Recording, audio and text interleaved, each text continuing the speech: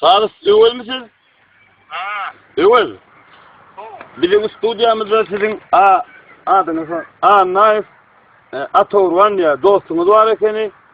Ha. Şu sizin numarını ver, size 3 tane soğal veriyorsunuz.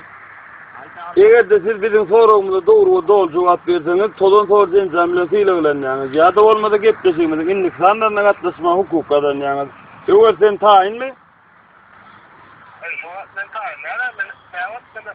Her soru veriyor. Atmosferin düzümünde adotken, kistarotken.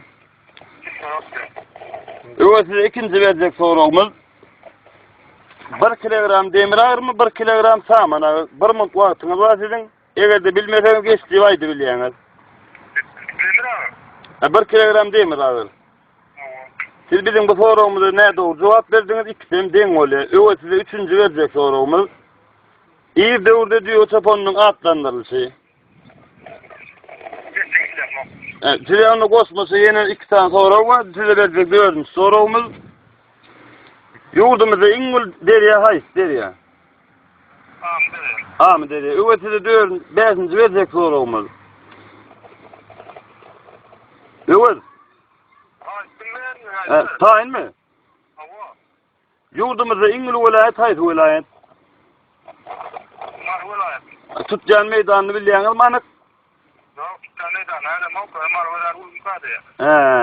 Evet, siz bizim sorumuza doğru cevap verdiniz. Siz eğer karşı olmasanız yine bir soru vereceğiz size. Evet. Netsan materik var yer yüzünde. Materik. Ava, netsan materik var.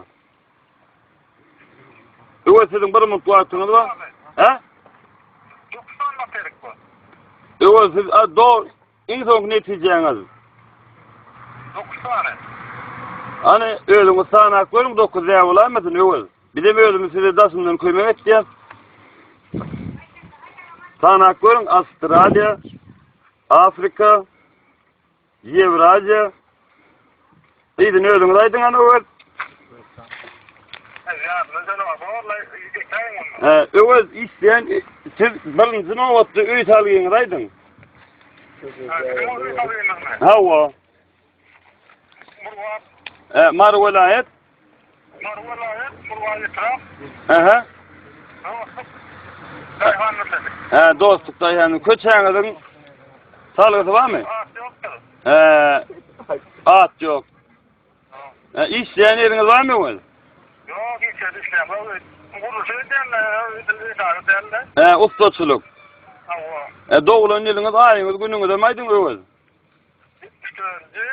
Aha, 1974 yılın. Yula ikinci nemeler koşana ikincisinin 28'ine. İyunun. 28'ine. Evet, siz bilin gitmesinize çarşının 18 saat 30 mutlu tomus edip bilersiniz. Böyle evet, sağ olun.